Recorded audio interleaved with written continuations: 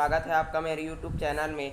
तो आज हम लोग पढ़ने वाले हैं सामाजिक विज्ञान कक्षा 10वीं का इतिहास खंड से प्रथम विश्व युद्ध का अगला पार्ट। तो चलिए वीडियो शुरू करते हैं। और वीडियो शुरू करने से पहले अभी तक आपने मेरे चैनल को सब्सक्राइब नहीं किया है तो सब्सक्राइब कर लें और अपने दोस्तों के साथ शेयर ज़रूर करें। तो पिछले जो हमने पढ़ लिया था कि किस प्रकार से जो है सभी जो देश है वो विश्व युद्ध में शामिल होते गए।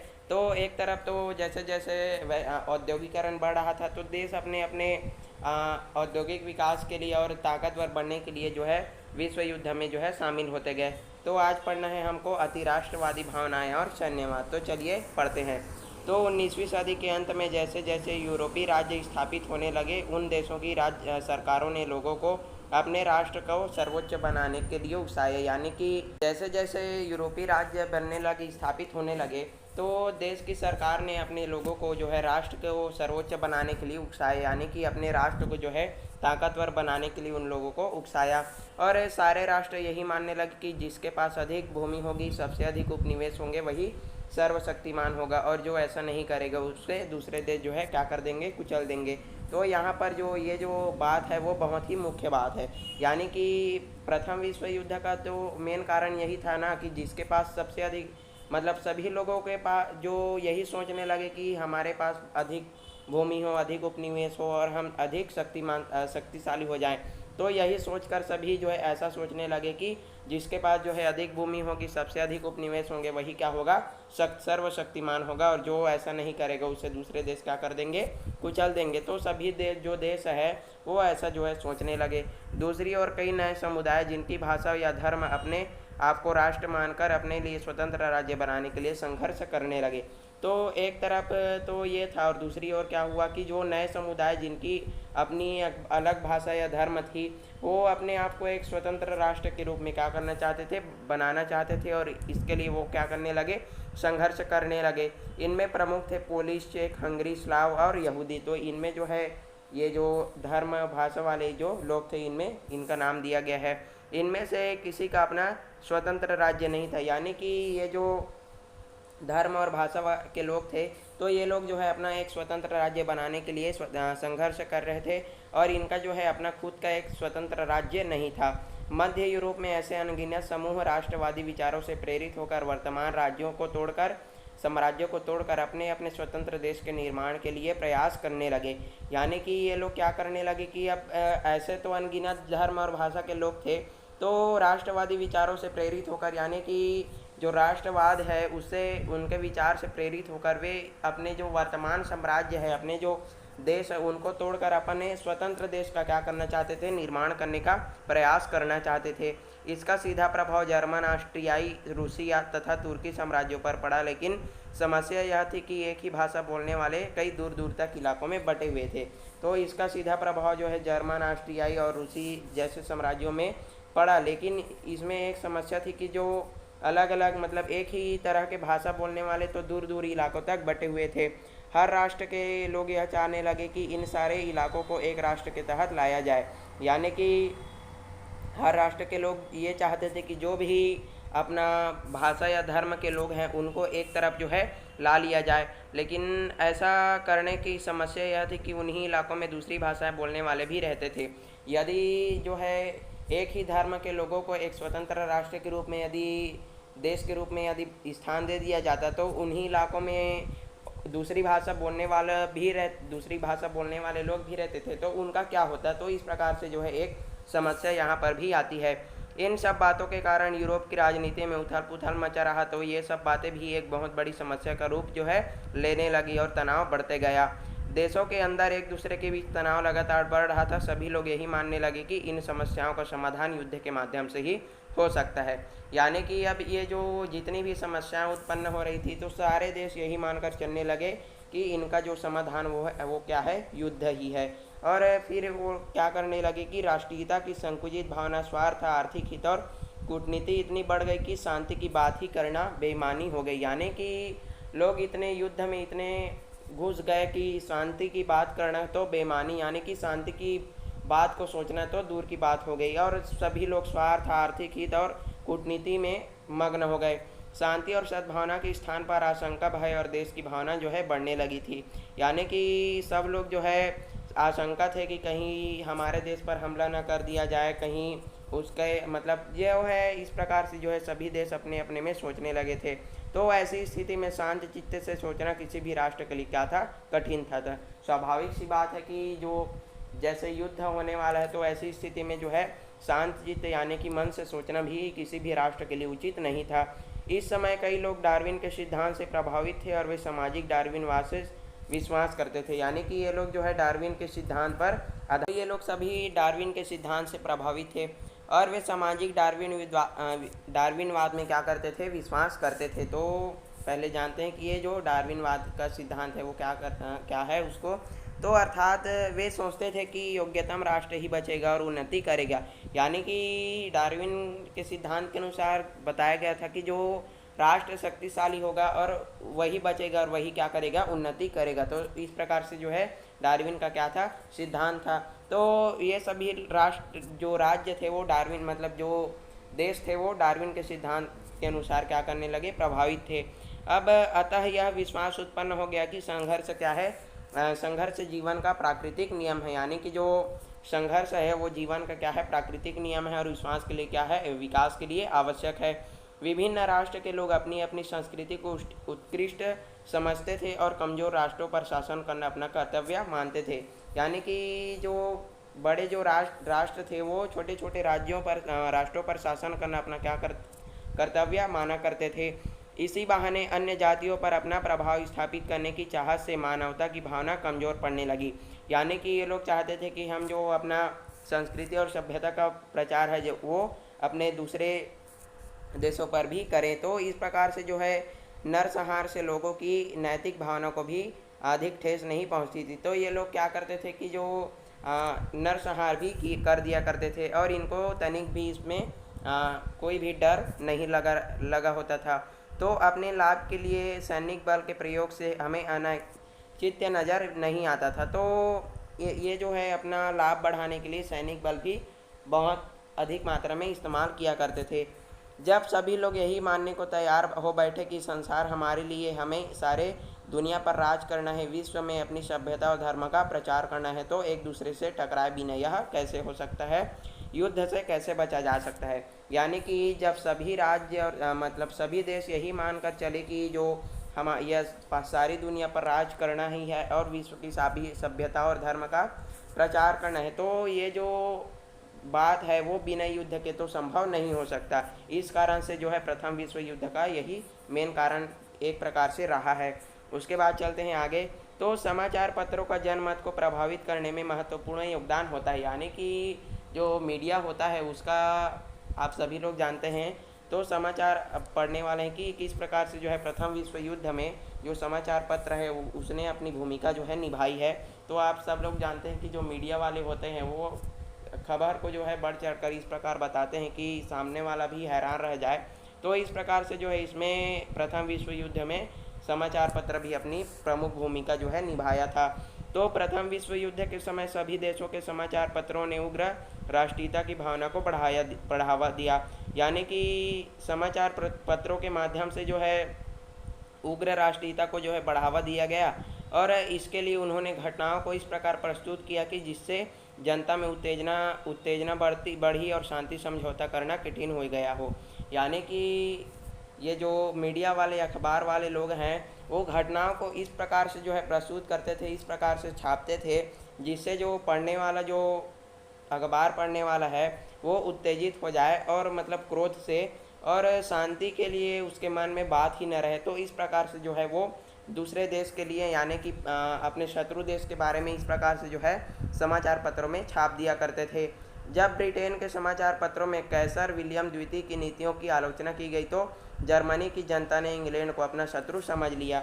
यानी कि इस प्रकार से जो है एक देश और दूसरे देश के बीच ये जो समाचार पत्र है वो लड़ाई करवाने का कार्य जो है किया करता था। इसी प्रकार जर्मनी की जनता ने इंग्लैंड की जनता को उकसाया। तो इस प्रकार से जो है जब इस छापा गया कि कैसर विलियम द्वितीय की नीतियों की आलोचना की गई तो जर्मनी की जनता ने इंग्लैंड को क्या कर दिया, अपना शत्रु समझ लिया और उसकी इंग्लैंड की जनता को क्या कर दिया, उकसाया गया। और फ्रांस और जर्मनी के संबंध भी समाचार पत्रों के कारण बिगड़ गए। यानी कि फ्रांस और जर्मनी के संबंध भी समाचार पत्र के कारण बिगड़ गए। ऑस्ट्रिया के राजकुमार की हत्या के पश्चात सर्बिया और ऑस्ट्रिया के समाचार पत्रों में एक दूसरे के खिलाफ क्या हुआ, कटुतापूर्ण लेख लिखे गए। यानी कि हम लोग पहले पढ़ लिए हैं कि जो ऑस्ट्रिया के राजकुमार और उनकी पत्नी की गोली मारकर क्या कर दी गई थी, हत्या कर दी गई थी। तो उसी कारण से जो सर्बिया और ऑस्ट्रिया के कारण भी समाचार पत्र के कारण क्या हुआ, मतभेद बढ़ता गया और इससे दोनों के बीच, जनता के बीच क्या हो गया, द्वेष उत्पन्न हो गया। तो आप सभी लोग तो जानते ही हैं कि जो मीडिया वाले होते हैं वो समाचार मतलब खबर को इस तरह से बताते हैं कि सामने वाला किसी भी कंडीशन में ना हो। तो यदि आप देखे ना होंगे तो आप लोग देख सकते हैं। और सैन्यवाद भी अति राष्ट्रवादी भावनाओं का ही परिणाम था। यानी कि जो सैन्यवाद यानी सैनिक जो शक्ति थी वो अति राष्ट्रवादी भावना का क्या था, परिणाम था। हर देश इस समय अपने सैन्य बल को बढ़ाने तथा अपनी सेना को अत्याधुनिक शस्त्रों से लैस करने में जुटा था। यानी कि हर देश चाहता था कि जो हमारा सैनिक बल है वो बहुत अधिक हो और हमारे पास बहुत अधिक हथियार हो, ताकि हम दूसरे देशों पर अधिक से अधिक आक्रमण कर सके।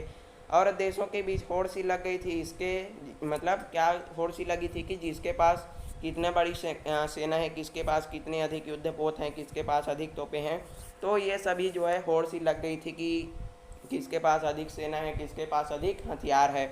और न सैन्यवादी भावना न केवल शस्त्र भंडार निर्मित कराती है बल्कि आम लोगों में एक सैनिक मनोदशा भी विकसित कराती है। यानी कि ये जो सैन्यवादी भावना है वो न केवल शस्त्र का निर्माण कराती है बल्कि जो आम लोग हैं, जो आम जनता है, उसके मन में एक सैनिक मनोदशा भी क्या कर रहती है, उत्पन्न करा देती है, विकसित करा देती है। एक खास तरह के अनुशासन की भावना विकसित कराती है, जैसे शासन व अधिकारियों की किसी नीति पर प्रश्न न करना और उन सभी बातों को स्वीकार कर लेना। तो ये जो सैन्यवादी भावना है वो क्या करती है कि जो आम जनता है, जो सामान्य जो प्रजा जनता है, उसके मन में एक ऐसी भावना उत्पन्न कराती है जो बिना किसी नीति के, बिना किसी प्रश्न उठाए उन सब उनकी बातों को क्या करती है, स्वीकार कर ले। इस प्रकार से जो है एक मनोदशा क्या करती है, वो उत्पन्न करा लेती है और उसका पालन भी उनको करना पड़ता है। यानी कि वे मनोदशा तो उत्पन्न करा लेती है और उनका पालन भी उनको अच्छे कड़े ढंग से करवाती है। और यह लोकतांत्रिक मूल्यों के विरुद्ध है, किंतु सैन्य शासकों के लिए बहुत क्या होता है, उपयोगी होता है। लेकिन ये जो ऐसा करना क्या है, लोकतांत्रिक मूल्यों के तो विरुद्ध है, लेकिन ये जो सैन्यवाद है वो एक तरह से लोकतंत्र को क्या करता है, कमज़ोर करता है और अधिनायकवाद को सुदृढ़ बनाता है। इस प्रकार सैन्यवाद को के दो पक्ष होते हैं, एक और सैनिक शक्ति और शस्त्रों के अंबार को बढ़ाना और दूसरी ओर लोगों को में राज्य की नीतियों के बिना सवाल के स्वीकार करने के लिए तैयार करना। यानी कि इसमें सैन्यवाद में बताया गया है कि एक और ऐसा होता है कि ये लोग बिना किसी सैन्यवाद क्या करते हैं कि जो सामान्य जनता है वो उसको शस्त्र के लिए जो है एक शस्त्र बनाने के लिए तो प्रेरित करते ही हैं, साथ ही उनकी मनोदशा ऐसी कर देते हैं जिससे वे शासन और अधिकारियों की जो बात है उनको अच्छे से माने और उनको युद्ध के लिए क्या किया जाए, तैयार किया जाए। तो इस प्रकार से जो है इनको तैयार किया जाता था। और तालिका 2 में हम देख सकते हैं कि किस प्रकार से ये जो बड़े देश युद्ध की तैयारी कर रहे हैं वे सेना व शस्त्रों पर खर्च लगातार बढ़ा रहे थे। यानी कि ये जो तालिका जो दिया गया है उसमें हम देख सकते हैं कि किस प्रकार से जो है ये जो शस्त्र का भंडार है वो बढ़ाया जा रहा था।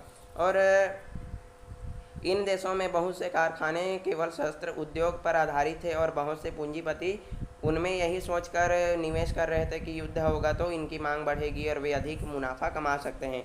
यानी कि जो पूंजीपति लोग थे वो अपना मुनाफा कमाने के लिए बहुत से निवेश शस्त्र उद्योग में अपना निवेश कर रहे थे ताकि जब युद्ध हो तो अपना अधिक से अधिक मुनाफा कमा सके। तो आप लोग देख सकते हैं कि ये जो एक इस चित्र के माध्यम से एक तोप का कारखाना है जहाँ पर बहुत सारे तोप का क्या किया जा रहा है, निर्माण किया जा रहा है। तो चलिए आगे बढ़ते हैं। और ऐसा नहीं था कि यूरोप के सारे लोग अपनी सरकारों के दावों को मानकर युद्ध करने के पक्ष में हो। यानी ऐसा नहीं था कि सभी लोग जो है उनकी मनोदशा इस प्रकार हो कि वो युद्ध के लिए तैयार हो। यूरोप के देशों में युद्ध विरोधी धारा धीरे धीरे विकसित हो रही थी। यानी कि ये लोग जो है कुछ लोग ऐसे थे जो युद्ध के क्या थे, विरोध में थे, युद्ध ना हो इस प्रकार से जो है वो चाहते थे। और ये जो युद्ध विरोधी धारा है, यानी युद्ध विरोध के में जो मनोदशा है वो धीरे धीरे क्या हो रही थी, विकसित हो रही थी। और जिसमें मुख्य रूप से मजदूर आंदोलन और महिला अधिकार आंदोलन के रूप में लोग जुड़े हुए थे। यानी कि जो मजदूर वर्ग के लोग थे और जो महिला वर्ग के लोग थे वो इस आंदोलन में अधिक से अधिक भाग ले रहे थे कि युद्ध न हो। तो ये भी एक बहुत बड़ा कारण था। और उन्होंने यह कहकर युद्ध का विरोध किया कि यह लोगों की भलाई के लिए नहीं बल्कि शासकों के हित में था। तो बहुत बहुत ही अच्छा बात बोला गया कि ये जो युद्ध था वो लोगों की तो भलाई इसमें हो ही नहीं सकती थी, और ये जो मात्र किसके लिए था, वो शासकों के लिए था, जो अपने देश पर शासन कर सके और अच्छे से इसका उपयोग कर सके। तो जो महिला वर्ग और जो मजदूर वर्ग थे उनका यही कहना था कि ये जो युद्ध है उसका विरोध भलाई के लिए नहीं बल्कि शासकों के हित में था। महिला आंदोलन ने कहा, हालांकि युद्ध करने का निर्णय पुरुष अपनी शान के लिए करते हैं, पर इसका वास्तविक बोझ महिलाओं को ही ढोना पड़ता है। बिल्कुल सही बात है। यदि युद्ध में किसी भी पुरुष की हत्या हो जाती है तो उसका पूरा भार जो है, पूरे घर का जो भार है वो महिलाओं को ढोना पड़ता है।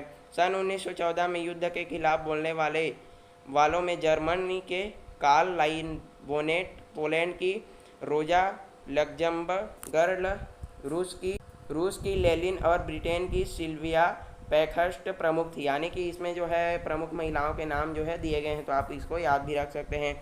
लेकिन सन 1914 में युद्ध विरोधियों की आवाज़ें दब कर रह गई। यानी कि जब जैसे 1914 का आगमन हुआ तो ये जो भी लोग युद्ध मतलब के विरोध में आवाज़ उठा रहे थे तो उनकी आवाज़ें जो है दब कर रह गई। जब युद्ध में हजारों लोग मारे गए, अपाहिज होकर घर लौटे तो युद्ध की वास्तविकता सामने आने लगी और लोगों में विरोधी भावना प्रबल होने लगी। अब जैसे ही युद्ध हुआ तो जो लोग जो है युद्ध में मारे गए या अपाहिज होकर जब घर लौटे तब पता चला इनको जो है युद्ध की जो विरोधी भावना क्या होने लगी, प्रबल होने लगी। यानी कि जब ये जो अपाहिज हुए या जब मारे गए तब इनको पता चला कि वास्तविक में युद्ध का क्या परिणाम होता है। तो इसके बाद चलते हैं कि प्रथम विश्व युद्ध क्यों हुआ। तो संक्षेप में हम यही कह सकते हैं कि 19वीं सदी में ऐसे राज्यों की स्थापना हुई जो पूर्ण रूप से लोकतांत्रिक नहीं थे और सत्ता अभी भी पुराने अभिजात्य वर्ग के हाथों में थी। यानी कि 19वीं सदी में ऐसे जो राष्ट्र थे जिसकी स्थापना जो हुई थी, लेकिन जो पूर्ण रूप से क्या नहीं थे, लोकतांत्रिक नहीं थे। और वे क्या नहीं थे, अभी भी सत्ता उनके जो अभिजात्य वर्ग थे पुराने, उनके हाथों में थी। और उसी समय इन देशों का औद्योगिकरण भी हो रहा था। यानी जो उद्योग धंधे इन देशों में बहुत अधिक मात्रा में लगाए जा रहे थे, जिसके कारण इनके बीच तीव्र प्रतिस्पर्धा उभरने लगी। यानी इनमें एक होड़ सी लग गई थी कि कौन सा देश औद्योगिकरण में सबसे आगे आएगा। एक और नए देश उभर रहे थे और अपनी जगह बनाना चाहते थे, इस कारण देशों के बीच संतुलन बिगड़ रहा था। यानी कि जैसे जैसे नए देश उभर कर आ रहे थे तो देशों के बीच क्या हो रहा था, संतुलन जो है बिगड़ रहा था। दूसरी ओर कई राष्ट्र थे जो अपना स्वतंत्र होने चाहते थे और अपने पुराने राज्यों का विघटन चाहते थे। यानी कि दूसरी ओर ऐसा क्या था कि जो कुछ राष्ट्र ऐसे थे जो स्वतंत्र होना चाहते थे और अपने जो पुराने साम्राज्य थे उनका विघटन चाहते थे, यानी कि उनसे टूटना चाहते थे, अलग होना चाहते थे। तो इससे भी अंतर्राष्ट्रीय संतुलन बिगड़ने लगा और युद्ध होगा ही यही मानकर विभिन्न देशों ने आपस में गुप्त संधियां भी कर ली थी, जिसके बारे हम लोग पहले पढ़ चुके हैं कि जो देश थे वो आपस में अपने अपने मित्र देशों से क्या कर लिए थे, गुप्त संधियां कर लिए थे। तो जिसके चलते दो देशों के बीच का झगड़ा देखते ही विश्व युद्ध में बदल गया। अब जैसे जैसे युद्ध एक दो देशों के बीच शुरू हुआ तो वैसे वैसे सभी देश उसमें आते गए और युद्ध प्रथम विश्व युद्ध का रूप ले लिया। यह सब इसलिए संभव हुआ क्योंकि इस देशों में अतिराष्ट्रवादी भावना तथा सैन्यवाद जम चुका था। तो इस कारण इसका यह संभव इसलिए हुआ ताकि सभी लोग तो औद्योगिकरण चाहते थे और सैन्यवाद भी जम चुका था। इनके चलते आम लोगों के भी युद्ध के प्रति उत्साह बन गया और शीघ्र ही युद्ध के परिणाम आने से युद्ध के प्रति यह उत्साह शासकों के प्रति आक्रोश में बदल गया। अब जैसे ही युद्ध तो हुआ, लेकिन जैसे ही युद्ध का परिणाम आया तो जो परिणाम को देखते ही जो आम लोग थे उनका जो उत्साह था वो शासकों के प्रति क्या हो गया, आक्रोश में बदल गया। यानी कि उनके प्रति अब आक्रोश जो है उत्पन्न हो गया। अब प्रथम विश्व युद्ध की प्रमुख घटनाएं, तो ये जो क्वेश्चन है कि प्रथम विश्व युद्ध की प्रमुख घटनाएं, तो ये जो बहुत ही आईएमपी क्वेश्चन है, और ये जो है परीक्षाओं में पूछे जाते हैं, तो इसको आपको याद रखना है। तो अपने राजकुमार के मारे जाने पर ऑस्ट्रिया हंगरी ने सर्बिया पर 28 जुलाई 1914 को आक्रमण कर दिया। तो इसको आपको याद रखना है कि ऑस्ट्रिया ने सर्बिया पर कब हमला किया था? 28 जुलाई 1914 को। और सर्बिया की मदद ने रूस ने ऑस्ट्रिया पर हमला कर दिया। अब जैसे ही सर्बिया ने ऑस्ट्रिया पर हमला किया, तो सर्बिया की मदद के लिए जो है रूस आया और उसने जो है ऑस्ट्रिया पर क्या कर दिया? हमला कर दिया। अब फ्रांस ने भी रूस की मदद की घोषणा की। अब जो है ये जो तीनों जो है मिलकर आ गए, ऑस्ट्रिया हो गया, रूस हो गया, और ये फ्रांस, रूस की मदद की घोषणा कर दी। अब जर्मनी ने रूस के विरुद्ध 1 अगस्त और फ्रांस के विरुद्ध 3 अगस्त 1914 को युद्ध की घोषणा की। अब जर्मनी के मतलब जो ऑस्ट्रिया हंगरी के पक्ष में कौन था? जर्मनी था। तो जर्मनी ने कब? जो 1 अगस्त के लिए फ्रांस के विरुद्ध और 3 अगस्त 1914 को जो है मतलब रूस के विरुद्ध क्या कर दिया? घोषणा कर दिया। तो जर्मनी ने फ्रांस पर तेज़ी से आक्रमण करने के लिए बेल्जियम के मार्ग में अपनी सेना भेजना शुरू किया। तो ब्रिटेन ने 4 अगस्त को जर्मनी के खिलाफ युद्ध शुरू कर दिया। तो इस प्रकार से जो है इसमें बताया गया है कि किस प्रकार से जो है ये एक दूसरे पर युद्ध करने लगे। इस प्रकार यूरोप के सारे प्रमुख देश तथा उनके विश्वव्यापी उपनिवेश युद्ध में शामिल हो गए। अब धीरे धीरे कर के ये सभी देश आते गए और एक दूसरे के लिए युद्ध में शामिल होते गए।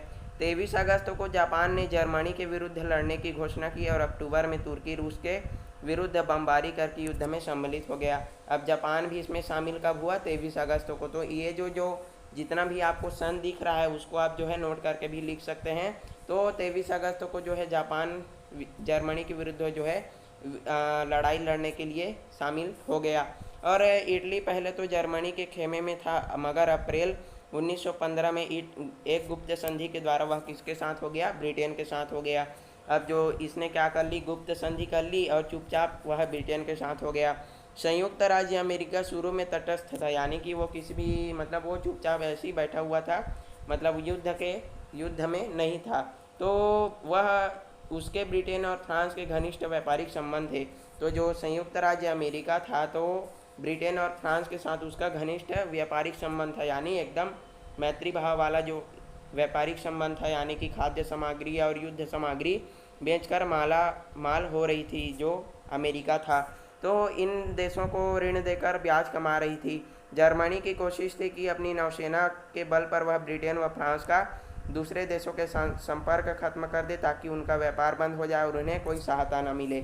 तो जर्मनी तो पहले से ही चाहता था कि अपना नौसैनिक वर्चस्व कायम करने के लिए अपना समुद्रों पर बेरोक टोक आना जाना चाहता था, ये जो हम लोग पहले पढ़ चुके हैं। तो जर्मनी क्या चाहता था कि जो ब्रिटेन और फ्रांस है वो उसका किसी भी देश के साथ क्या ना रहे, संपर्क ना रहे, और उसे किसी भी प्रकार का व्यापारिक संबंध ना मिले।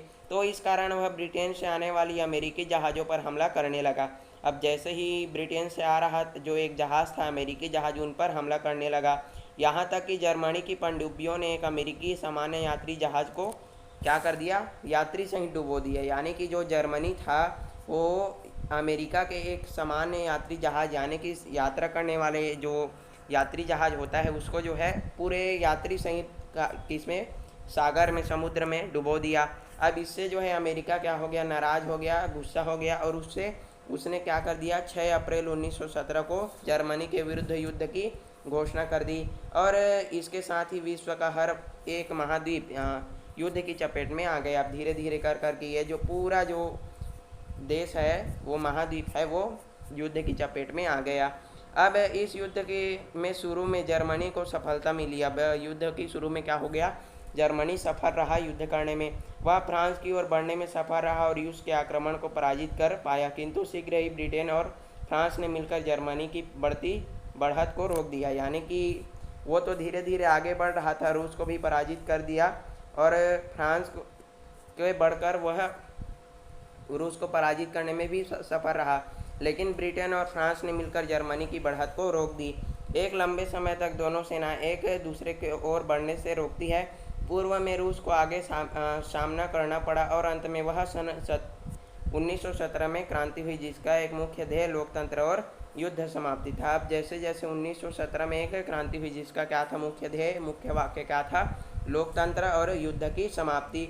रूस की क्रांतिकारी सरकार जर्मनी से समझौता करके युद्ध के से अलग हो गई। अब रूस की जो सरकार थी वो जर्मनी से समझौता किया और अलग युद्ध के से क्या हो गई, अलग हो गई। उसी समय 1917 में अमेरिका के युद्ध में प्रवेश से उसके असीम संसाधन जर्मनी के खिलाफ उपयोग में आए। अब अमेरिका में युद्ध के प्रवेश होने से जो जर्मनी के संसाधन थे वो उनके प्रयोग में आ गए। अमेरिका के युद्ध में प्रवेश से निर्णायक मोड़ आ गया और जर्मनी के में सम्राट कैसर विलियम के खिलाफ लोकतंत्र की स्थापना की क्रांति हुई। अब क्रांतिकारी सरकार ने युद्ध समाप्ति के लिए कदम उठाए और अमेरिका के पहल पर 11 नवंबर 1918 में युद्ध विराम की घोषणा हुई। यानी कि जब जो अमेरिका के पहल से 11 नवंबर 1918 को क्या हुआ, युद्ध विराम यानी कि रोकने की क्या हुई, घोषणा हुई। इस प्रकार